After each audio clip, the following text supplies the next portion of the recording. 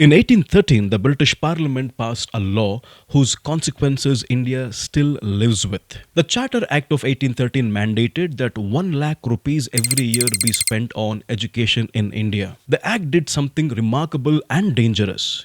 It provided money but left the meaning of education undefined. That ambiguity triggered one of the most consequential debates in Indian history, a debate whose outcome still shapes how we think about language, merit, intelligence, and progress. The question was simple: what kind of education should India receive? By the 1820s and early 1830s, British administrators divided into two groups: Orientalists, Anglicists. This was not a disagreement about pedagogy, it was a disagreement about what kind of Indian subject the empire wanted. The Orientalists argued that India already possessed rich intellectual traditions. They supported instructions in Sanskrit, Persian, Arabic. Their claim was that the 1813 grant should be used for the revival and promotion of Indian literature. Orientalists admired India, but largely as a civilization of the past, not a living intellectual present. Opposing them were the Anglicists. Their most influential advocate was Thomas Babington Macaulay. In 1835, Macaulay's Minutes on Indian Education argued that Indian languages were inadequate for modern knowledge, Western science and philosophy should be prioritized, English should be the medium of instruction.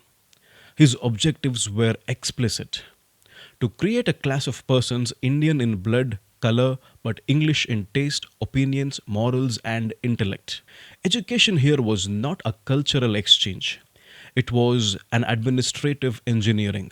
In 1813, the British state opened multiple educational futures. The law funded education but did not define its soul. By 1835, that openness collapsed, one vision hardened into policy. Alternatives didn't lose an argument, they lost funding. The same 1 lakh rupees began as a plural possibility, became a single direction system. And once English education dominated, access to power followed language, merit followed proximity, exclusion followed history.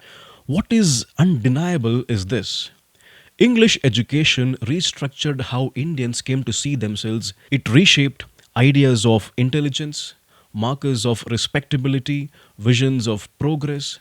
It didn't just produce administrators or reformers, it produced a new imagination of India, one that still governs how we speak, aspire, and judge. Policy didn't merely distribute funds, it reordered value itself.